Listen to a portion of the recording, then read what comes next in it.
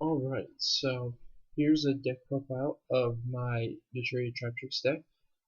So this is a pretty cool deck I invented about January, December, and I made it to work around Naturia Sacred Tree. I stopped playing it for a while, but I decided to pick it back up because Naturia Beast is so easy to make in this deck, and it's such a good counter to Necros, which is the main deck that's being played at the moment. Overall, I'd say the deck is a pretty good deck, but it's not quite good enough to compete on an even field with the newest meta decks.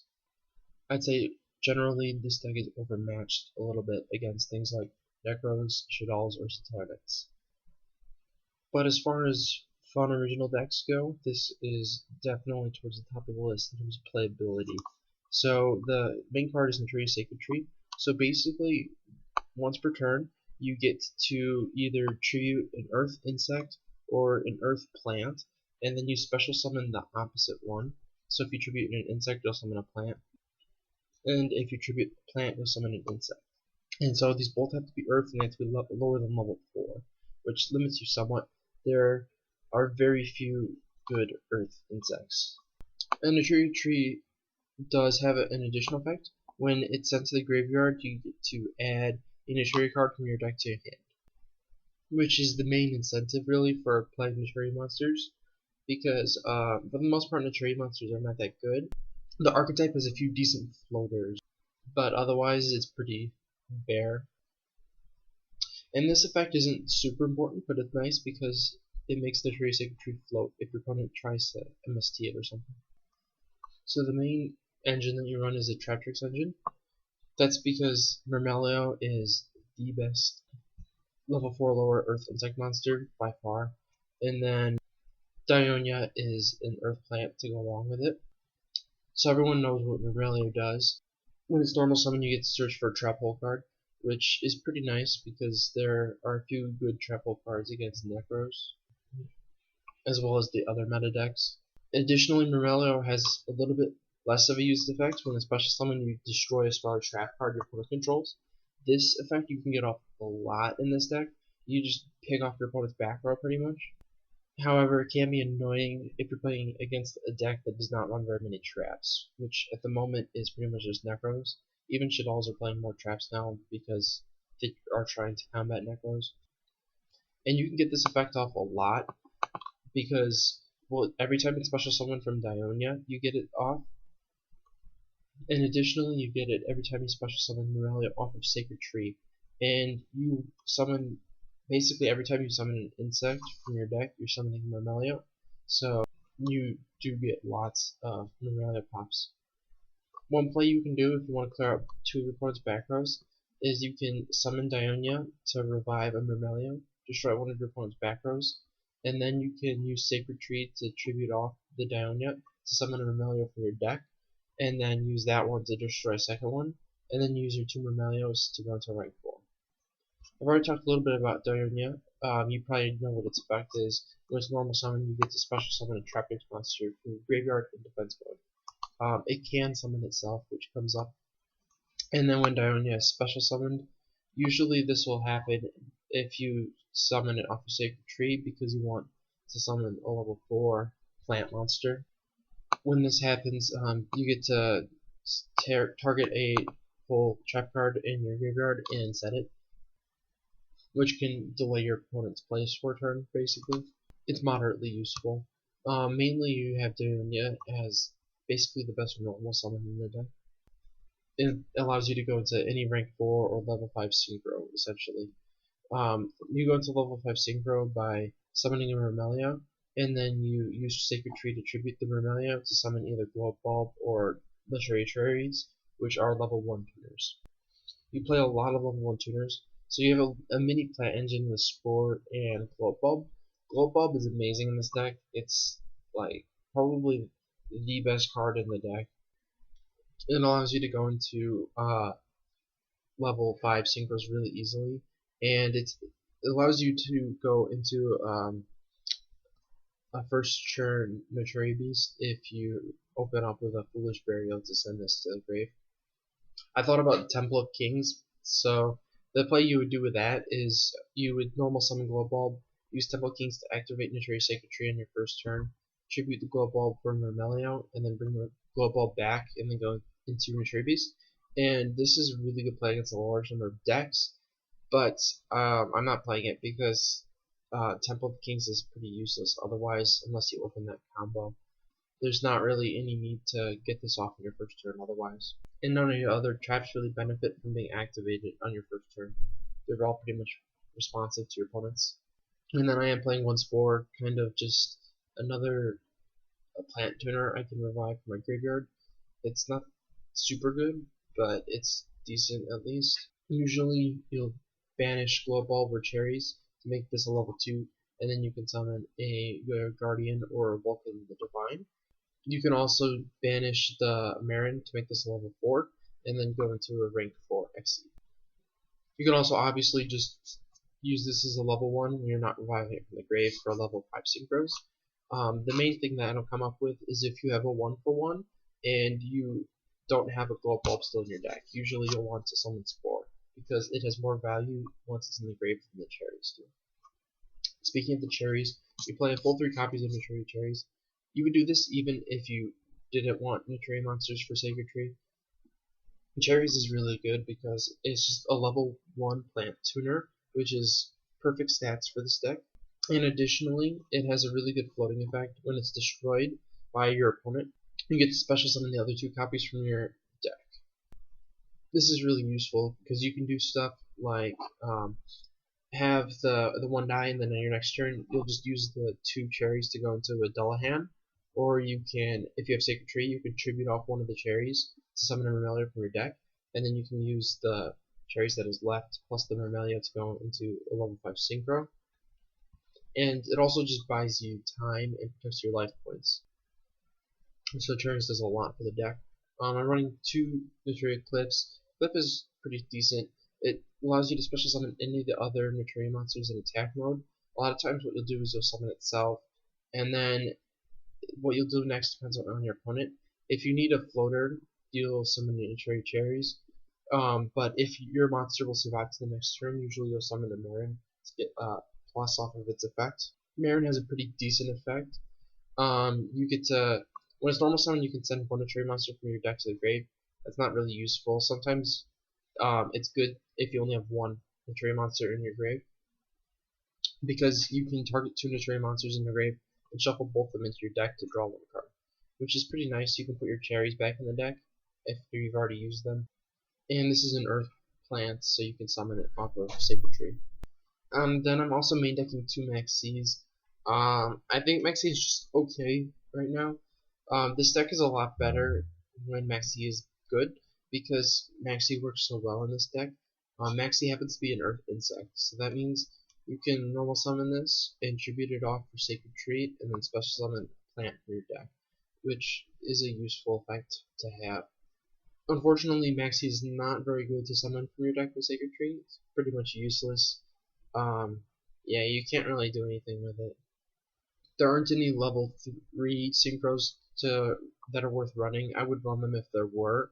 The only one is Clauselus, and that's just okay. The only thing you can actually summon Spores level 4 and then go into a level 6 synchro. That's never happened, but you could potentially do that. So you're running a pretty small spell count. Foolish Burial is really good. You want to have your Glow Bulb in the grave, so this dumps it. If you draw this or already have it in the grave, you can dump a Spore instead. This was better when the deck could still play Redox. Redox was really good in this deck, one of the best cards. That's actually an interesting point. When you draw Glow Bulb, it's really bad, because it's hard to get it onto the field or in the grave when it's in your hand. It's a lot easier to get it there from your deck, because you can send it basically from Foolish Burial and 1-for-1 or Naturia Sacred Tree. You can get it to the field or the grave using those cards. And from your hand, it's just really awkward because you have to normal summon it, and you're like losing a turn pretty much. Speaking of 1-for-1, this is the only way pretty much. you can go to a first turn Naturia Beast through either of these cards. But 1-for-1 is really good because of that, and it's also good because it's a way to search for a ball, basically. Soul Charge is really good in this deck. It's not quite as good if I was running a full plant engine, and I did try out a plant engine with Lonefire and Dandelion, but aside from the Soul Charge Lonefire play, the plant engine kind of sucked. And Soul Charge is good enough even without that, so I cut the plant engine. Dandelion, the tokens were pretty much useless unless I was going for a Quasar play. Uh, they don't really help. Having level 1 monsters on the field. And then Lonefire is not really that good. It's kind of slow, and you have enough normal summons without it, so it just sits dead in your hand a lot of times when you don't have a Quasar play. So I'm not playing either of these. They're not that good. Lonefire would be way better if it happened to be an Earth monster, but it's not. And then I'm running 1 Regeki, 2 Dark Holes. The Dijinlock kills this deck pretty badly, so you need outs to it, and they're pretty decent cards in general, so they're solid cards to run. I'm playing 1 Mind Control. Mind Control is really good in this deck. Basically, any synchro deck has always liked Mind Control, and it's pretty nice. You can just steal one of your opponent's monsters, and then normal summon a tuner, and then sync up with it. So, Mind Control is live in almost every matchup. And then Book is a really good trap. It also happens to be out to the Digimon. We already went over Sacred Tree a lot.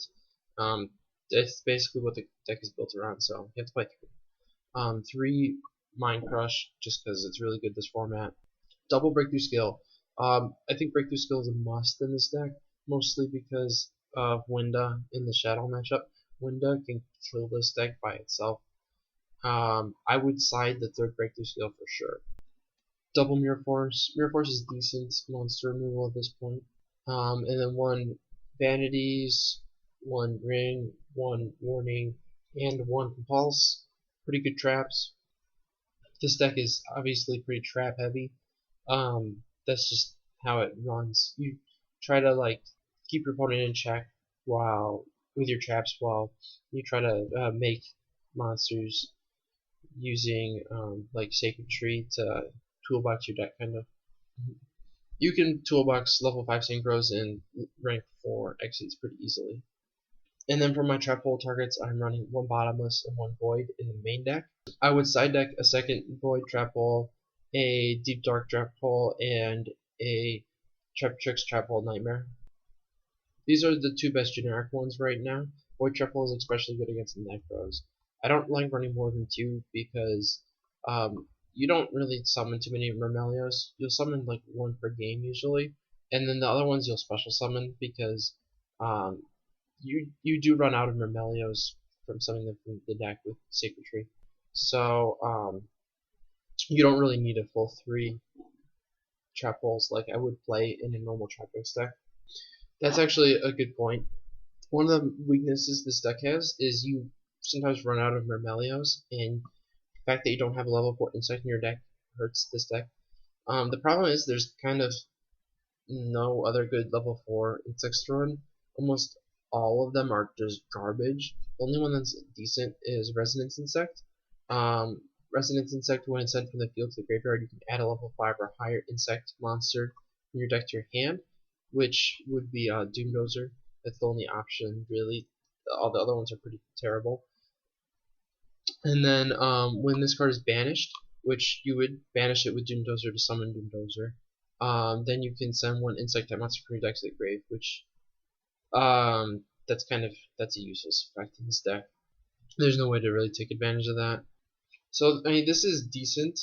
You can summon it off of Sacred Tree and then search for Doomdozer, but Doomdozer on its own is kind of bad because you have to banish 2 insect monsters to special summon this, which unless you have the Resonance Insect to search this, you just usually don't have 2 insects in your grave. You do not want to banish your Mermelios from your grave. You need at least 1 in there for the deck to work with the Dionia. So that means you would need to have um, 3 of these engrave to be able to summon this, or 2 of these engrave plus a resonance insect. That's more likely. So you could play like 1 Doomdozer and 1 resonance insect as an engine, and I could see that possibly working. It's just when you draw Doomdozer, it'll be dead. Except now that I'm thinking about it, you do play Maxis. Um, if you're playing Maxis, you could possibly get away with a small Doomdozer Resonance Insect engine. So that's something to consider. You might want to max out Maxis if you do that though, because otherwise your Doomdozer will just be sitting dead in your hand a lot of times. You've probably noticed that this is not really a side deck. This is just cards I thought about running. These 2 are new cards. I have not tried them out yet, but they could possibly work in here. It's something to think about. I haven't tried it though. Sometimes you do want to make a level 4 synchro, but I feel like Armory Arm just doesn't do anything, so I'm not playing it. You could probably try to squeeze it in. Crimson Blader, I thought about playing because you can summon it when you make a Spore level 4. It's definitely good in some matchups, so that's something you could try to squeeze in. I thought about playing Call the Haunted and Fiendish Chain along with Magic Planner. So Magic Planner would let you dump Sacred Tree to the grave to search for a Naturia monster and draw 2 if you ended up getting a second Sacred Tree. But you don't really want to do this if you only have 1 because it's your deck's main engine. And then you would probably run both of these if you were running this to make it more consistent. But I decided not to go that route and to just play better traps, in my opinion, for this deck at least. Like, Breakthrough Skill is way better than Fiendish in this deck. And Call the Haunted obviously has synergy with Remalio, which would be kind of nice, but otherwise it's not too good in the deck, really. For the extra deck, you got the Dullahan for that Cherries play I outlined earlier. That's the main way you would summon this. And then you can easily summon the rank 4s, mostly off of Dionia. So you've got 1 Castel, 1 Exciton, 1 101, 1 Ragna 1 Diamond Crab King, 1 Emerald. Emerald's nice to have. This is probably the least necessary rank 4 out of these ones, but you can put your Mermelios back in your deck, and then you can summon them again with your Sacred Tree. So that's nice to be able to do sometimes. And 1 Dweller and 1 Downard, so you can use the Mind Control basically. That's the main reason it's there. You can also summon on top of Dullahan.